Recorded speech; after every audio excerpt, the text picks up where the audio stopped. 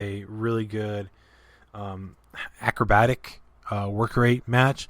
But at the same time, they definitely sold the fact that the Young Bucks are very much heels.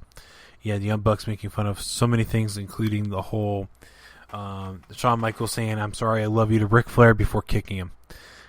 Where they kind of duplicated that, and I believe it was against the kick landed on Christopher Daniels. Christopher Daniels ended up in a bunch of blood from not protecting himself when he went to the turnbuckle, but it was a good match overall. Young Bucks win, which is going to lead to SCU breaking up. Here's my opinion. That I would like to see what they're doing with a singles run for either Frankie or Christopher Daniels. They don't necessarily need to be a tag team, and they might have had a run now that needed to end and split them up as a tag team because they've been a tag team for years.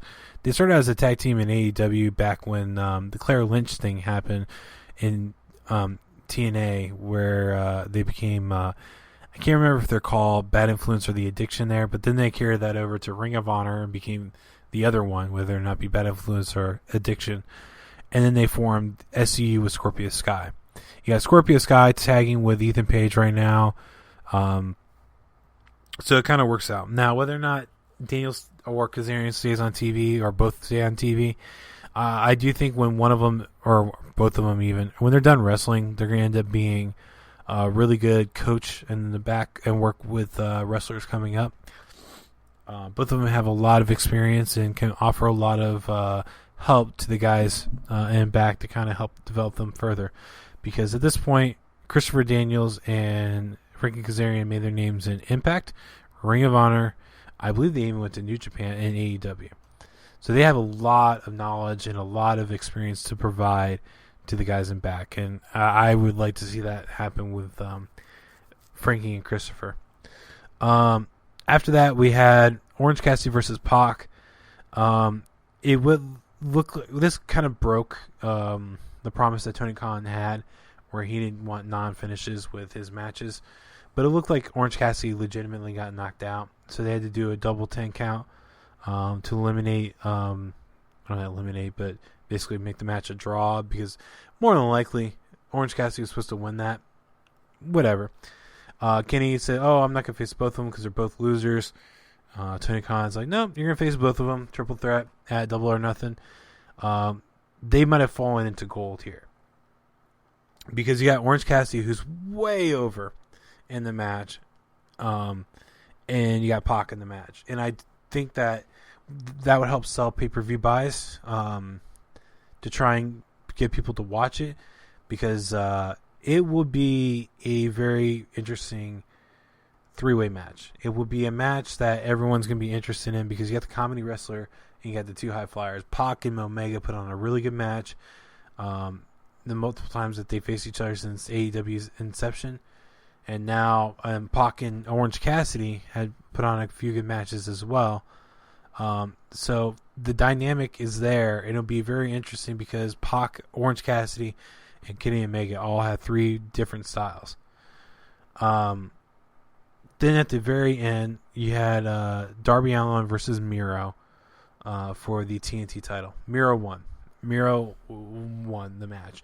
He destroyed Darby Allin. Now, they did play up the fact that Darby Allin went down some stairs the prior week and was probably injured.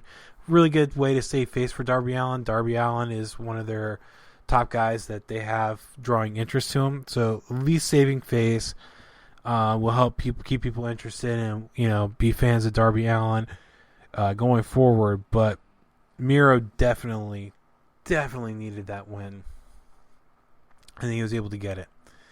That was a good thing to see. Miro has been, in my opinion, in the running for a while now to be able to get that belt, but we're able to make it happen this time. We also had, at the very end, TNT tweeted out that Miro's their champion. There has been, backlash on it, that he kind of came out of nowhere.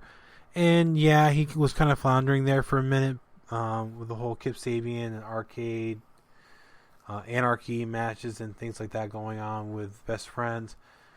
But AEW did have to finish that story, and they had to get Kip Sabian off of TV because he has a legitimate injury. So This is where Mira should have been from the beginning, and I'm happy to see that he has the title. I would love to talk about Impact. It didn't record on Thursday night, so I wasn't able to see any of the television, so I have nothing really to speak on there. With SmackDown, we have Roman and Jimmy promo. We have Roman basically say that they replaced Daniel Bryan, and out came Jimmy Uso. That kind of unfolded in a direction that Roman wasn't expecting, where Jimmy basically called Jay Roman's bitch, and they're playing up that whole thing. So you have inner turmoil and almost like a love triangle going on between Jimmy, Jay, and Roman. It's more of a family love triangle, but it's a love triangle where you have Jay in the middle between Jimmy and Roman. This kind of plays up because, leading up to BackLash, there's a couple things that went on, but basically Jimmy had no interest in saving Roman. He would only save Jay. Even Jay would try to save Roman from the beatdown from Cesaro. So that whole dynamic is unfolding interestingly. I don't know how they're going to do it. I have my opinion on BackLash, and I'll give that at the very end of this part where I talk about SmackDown. Then you have Shayna Baszler and Nia Jax versus Natalya and Tamina. This was an okay match, and this is the first time in a long while that Nia Jax and Shayna Baszler lost the titles. Tamina and Natalya are now the champions. I'm happy to see a belt around Natalya. I think it's more than earned. And I think this is Tamina's first belt as well. I know this isn't Natalya's first, but I think this is Tamina's first. So I'm happy for them. They're able to get that, and now they'll jump between Raw and SmackDown. They also had a little bit of a segment with KO, Zayn, Sami Zayn, Apollo Crews, Big E, and Aziz, because basically Apollo Crews tries to give the Medal of Honor of sort to Aziz because of helping him with the Intercontinental title. I'm not a fan of Apollo's character. I'll leave it at that.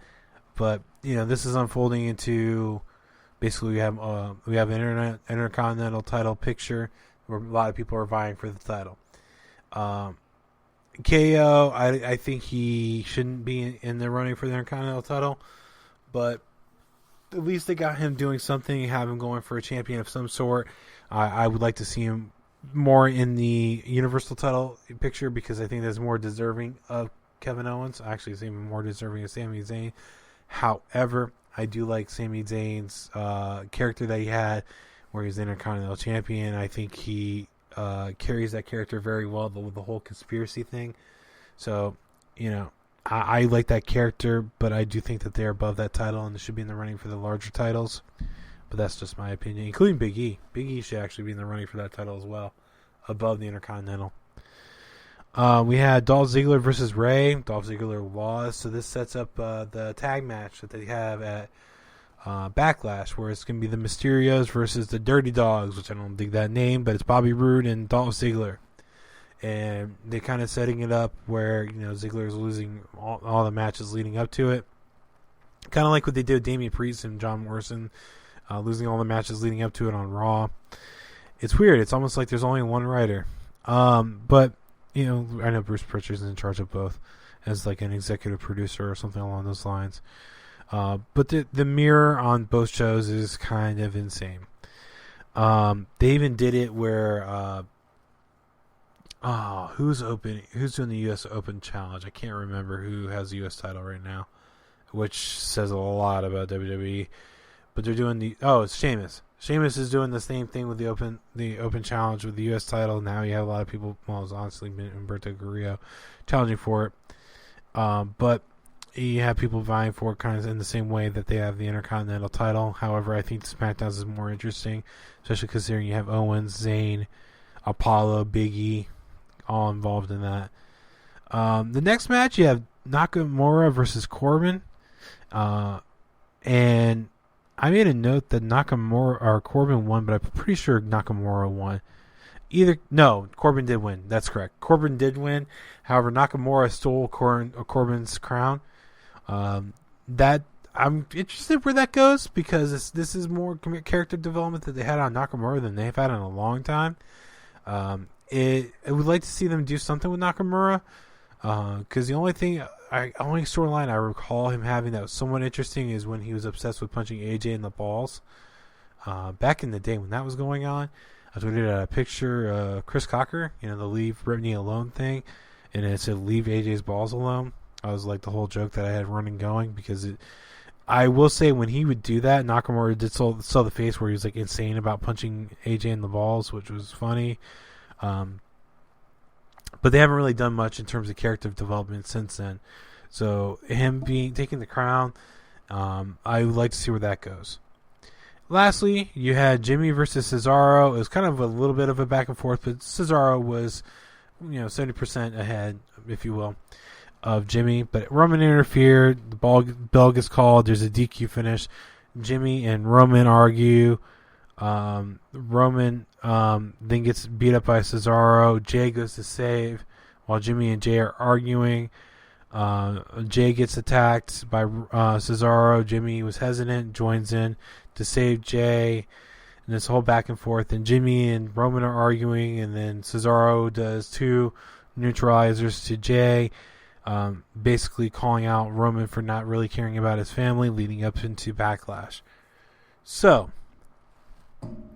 I won't say who won in terms of BackLash. I did watch it already, but I won't say who won.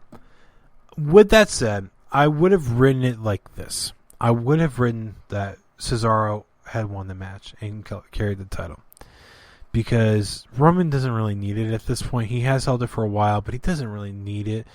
And they could set up something that I think would be just as interesting going on between the Usos and Roman, where you have not necessarily interference, but basically Roman blames Jimmy and Jay for him losing the title. Where it'd be a situation where he gets distracted by them arguing on the outside or something along those lines, because he made a reference to it by cleaning up their messes on this episode of SmackDown. He gets tired of, or it was either this week or last week. He made a reference, I'm tired of cleaning up all his messes. So if they're arguing on the outside, he gets distracted by it. Cesaro wins, and Cesaro becomes champion. He carries on what he has going on.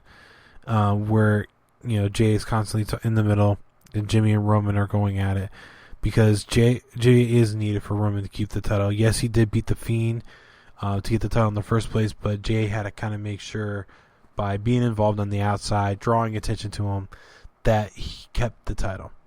So if you keep that rolling, you can have that unfold for several weeks, and it would fit into the story. And it'll also give Cesaro the opportunity to hold the title and show what he can do, what he could bring in attention-wise as a champion. But they didn't go with it. That to each his own on that kind of story. But that's how I would say it would be done. Again, I won't give away at this point what happened on BackLash. If you haven't seen it, I will have a specific episode about BackLash. But that ultimately is, where I would have done. I forgot to add one of the last, because I'm looking at my notes now. One of the last things that I thought should happen is in a Jimmy versus Roman match, Jay will turn on Roman and stick with his brother, because brothers. Even though Roman and Jay are cousins, they don't have the bond that the Usos have as brothers, which will turn into a 2-on-1 match. The Usos versus Roman. Roman will lose by DQ, because one of his weaknesses that they have shown it to be is his temper. He tries to maintain control, but he does have a temper, especially if he feels disrespected. He would feel disrespected by Jimmy and Jay for them not following his lead and respecting him as the head of the table, and in Jimmy's case, acknowledging him, which would cause him to just lose control and keep beating until the ref rings the bell. And I think that would be interesting and kind of lead to the downfall of Roman Reigns. And I think it would be poetic that it would be caused by the Usos, considering this whole thing started with the Usos. Kevin Owens did get involved in it, but it really did start with Jay Uso completely. So that's how I would further the story, and how I would kind of lead Roman down the path of this is how he would lose the title, and this will be his downfall as the head of the table.